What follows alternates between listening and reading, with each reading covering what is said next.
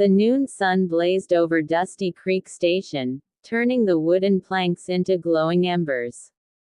The train had left 15 minutes ago, but Evelyn Hart still stood frozen on the platform, clutching a small suitcase and blinking hard to keep tears from spilling over. She'd come all the way from Missouri, 2 days by rail, to marry a rancher who had promised her a new beginning. The man never showed up. Not even a note. Nothing but humiliation and the sting of betrayal.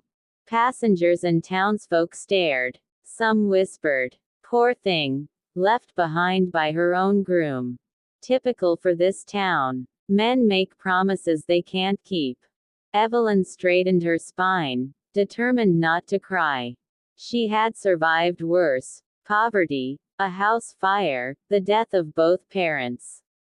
She would survive this too. What she didn't know was that someone across the station had been watching her since the moment she stepped off the train.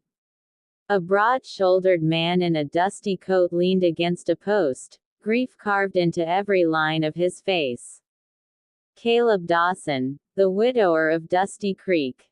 A man who had buried his wife and unborn child 2 winters ago. A man known for quiet kindness and unbearable sorrow. He hadn't planned on being here. He'd been delivering a shipment of supplies. But when he saw the abandoned bride standing alone, trembling, something in his chest moved for the first time in years. The sheriff muttered beside him, "Caleb, you all right? You look like you seen a ghost." Caleb didn't answer. Because maybe he had. Just not the kind that haunts. Maybe the kind that saves. He took a deep breath and walked toward her. "Ma'am." Caleb's voice was steady, warm, nothing like the way he felt inside. Evelyn jumped, wiping a tear quickly. I'm fine, sir. You don't look it," he said quietly. She swallowed. "My groom. He didn't come." Caleb nodded slowly. "I figured as much when noon passed."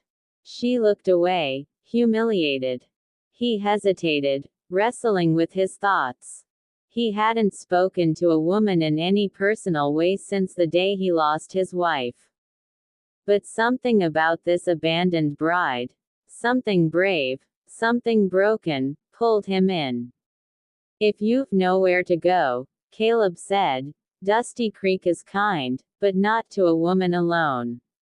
Especially not today. Let me take you somewhere safe." Her instinct told her to refuse. But her shaking hands told the truth. "Thank you," she whispered. He guided her to his wagon, but halfway there he paused. "Miss Hart." "Yes." He removed his hat, revealing a sorrow that softened his eyes. "I need to be honest. I'm a widower. I lost my family. I don't have much left except land and work. But I don't believe any woman deserves to be left at a station like luggage. You deserve better." Evelyn's breath hitched. Then he said the words that echoed across Dusty Creek for weeks. "If you'll have it, I'll marry you. A marriage of respect. Safety. No demands. Only a chance for us both to start again." The station went silent. Even the wind seemed to stop. Evelyn stared at him as if trying to see his soul, and what she found there was honesty, not desperation. "Why me?" she whispered. "Because you need a home," Caleb answered, "and I need a reason to live again." Her eyes softened. Hope flickered. "I will marry you," she said with a steady voice. And just like that, the widower and the abandoned bride walked into the sheriff's office and signed the papers that tied 2 broken hearts into one unexpected future. Dusty Creek buzzed with shock. Caleb Dawson remarried. And to a stranger. Won't last. Mark my words. It'll end in tears. But the West was about to learn that love doesn't ask permission.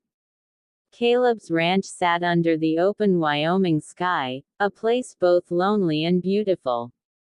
When Evelyn walked into the cabin, she noticed two things. Immediately, a woman's shawl folded neatly on the mantel, and the baby cradle beside the hearth. She turned to Caleb, unsure.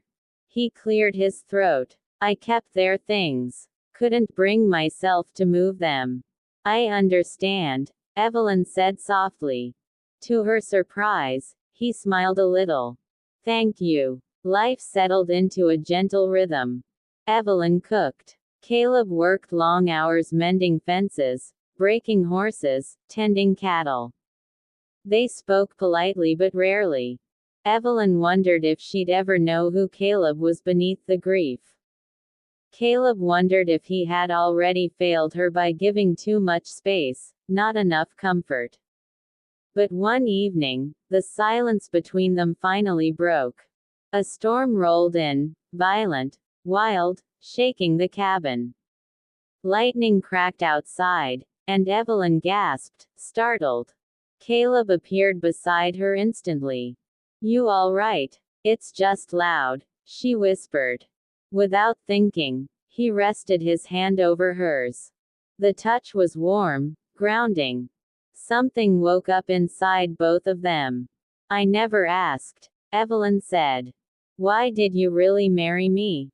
Caleb looked into the flames. Because loneliness is a slow death. And because when I saw you today, standing strong even though your heart was broken, I thought maybe I wasn't the only one trying to survive. Evelyn blinked back emotion. You saved me. You saved me first, he said quietly. The storm outside roared, but inside their hearts found something steadier than fear. Something like the beginning. The next week, gossip spread like brushfire. Some said Evelyn was a gold digger. Others said Caleb married her out of pity. Some claimed the marriage was fake and would fail within a month. But they didn't see the small things.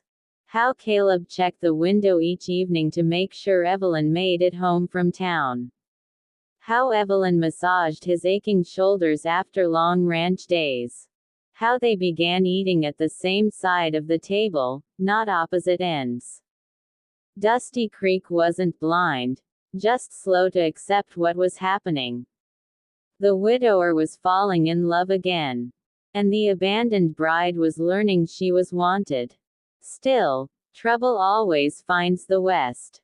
3 months after the marriage, Dusty Creek Station saw a familiar face step off the train.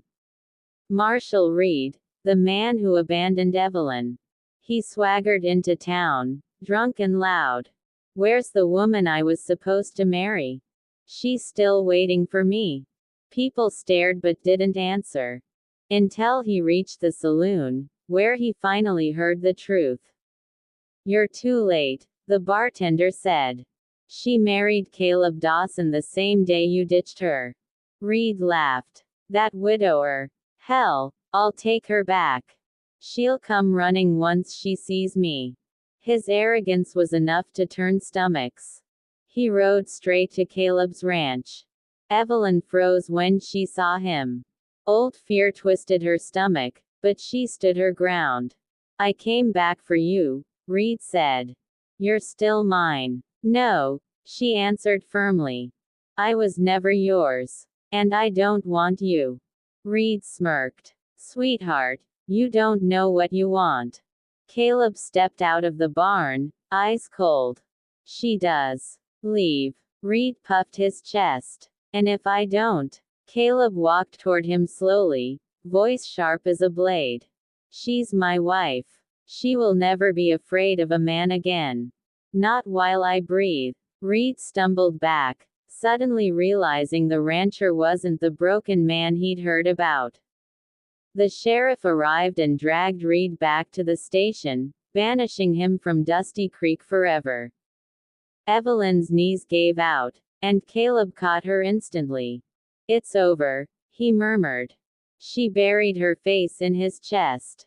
Thank you. He held her tight. You don't thank a husband for protecting his wife. After that day, something shifted permanently. They no longer danced around their feelings. One evening, as the sun dipped behind the hills, Caleb approached her quietly. "Evelyn," he said, voice low. "I know our marriage began as necessity. But I've grown to care for you more than I ever expected. I wake up thinking of you. I go to sleep hoping I've made you proud. I'm not asking for your heart, but if you can give even a piece, I'll cherish it." Her breath trembled. She stepped closer, placing her hand on his chest. "You already have it," she whispered. He cupped her face gently, searching for doubt. There was none. Their kiss was slow, deep, and full of everything they had survived: loss, abandonment, fear, and everything they were building: trust, tenderness, devotion. From that night on, the cabin wasn't silent anymore. Laughter replaced grief. Warmth replaced emptiness. And the West stopped talking in whispers.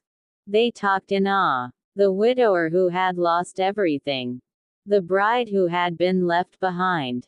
Together built a love strong enough to silence every doubt. A love that shocked the entire West.